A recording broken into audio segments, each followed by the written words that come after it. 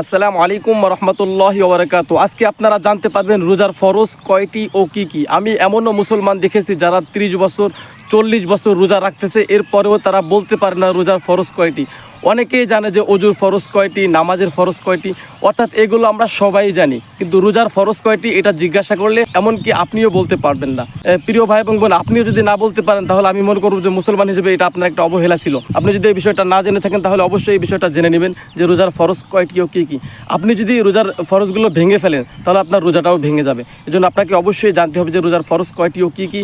রোজা হচ্ছে আমাদের মুসলমানদের জন্য একটা ফরজ ইবাদত। কোনো ব্যক্তি যদি রোজাকে না মেনে না তাহলে সে কাফের হয়ে যাবে। এজন্য আপনি যদি মুসলমান হয়ে থাকেন তাহলে অবশ্যই আজকের এই বিষয়গুলো জেনে নেবেন যে রোজার ফরজ কয়টি ও কী কী। তাহলে আসলে আমরা মূল বিষয়ে চলে যাই। রোজার ফরজ হচ্ছে 3টি। 1 নম্বর যে ফরজ সেটা হলো যে আপনাকে অবশ্যই নিয়ত করতে হবে। আপনি কিসের জন্য রাত্রিবেলা খাবার খাচ্ছেন, অর্থাৎ সূর্যোদয়ের আগে আপনি যে খানাটা খাচ্ছেন এটা কিসের জন্য খাচ্ছেন, আপনাকে অবশ্যই মনে মনে নিয়ত করতে হবে। আপনি যদি আরবি নিয়ত না পারেন তাহলে অবশ্যই আপনি বাংলা নিয়ত করবেন।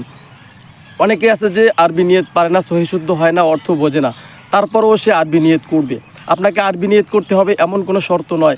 আপনি আপনার মাতৃভাষায় আপনি নিয়ত করতে পারবেন। আর নিয়তটা হচ্ছে মনের ব্যাপার। আপনি যদি মনে মনে নিয়ত করেন তাহলে ওটা নিয়ত হয়ে যাবে।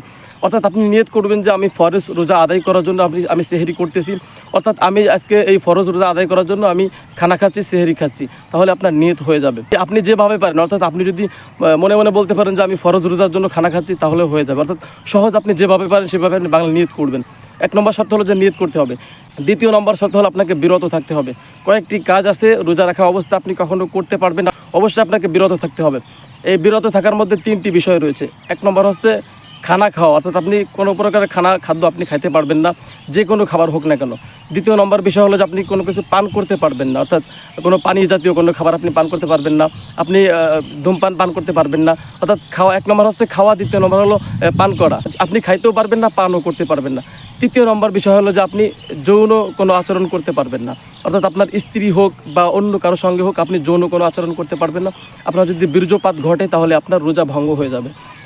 এই জন্য এই বিষয়গুলো আপনি খুবই খেয়াল করবেন যে 2য় নম্বর যে ফরজটা সেটি হলো যে বিরত থাকতে হবে, অর্থাৎ খানা এবং পান করা থেকে। এবং 3য় নম্বর হলো যে আপনাকে অবশ্যই আপনি যৌন আচরণ থেকে আপনি বিরত থাকবেন, কোনো প্রকার যৌন মিলন করতে পারবেন না। 3য় নম্বর হলো সময় মেনটেন করতে হবে। 3য় নম্বর ফরজ হলো সময়। আপনি কতটুকু সময় রোজা রাখবেন? আপনি কি 24 ঘন্টা রোজা রাখবেন? না, আপনাকে একটা নির্ধারিত সময় দেওয়া হয়েছে, সেটি হলো যে আপনি সূর্যোদয় থেকে সূর্যাস্ত পর্যন্ত আপনি রোজা রাখবেন। এরপরে আপনি রোজা রাখলে আপনার রোজা হবে না। এই জন্য অবস্থা আপনাকে সেহরি করতে হবে এবং ইফতারি করতে হবে, তাহলে আপনার রোজা সম্পূর্ণ হবে। আর সেই সময়টা হলো যে আপনাকে সূর্যোদয় থেকে সূর্যাস্ত পর্যন্ত আপনাকে রোজা রাখতে হবে। যারা জানেন না তারা অবশ্যই জেনে নিলেন, আর যারা জানেন না, হাজার হাজার মুসলমান আছে, তাদেরকে জানানোর জন্য অবশ্যই আপনি ভিডিওটি শেয়ার করে দিবেন, তাহলে আপনিও সওয়াব পেয়ে যাবেন ইনশাআল্লাহ। আমি এখানে আপলোড করে যে সওয়াবটা পেয়েছি, আপনি একজনকে শেয়ার করে সে সওয়াবের অধিকারী হতে পারেন।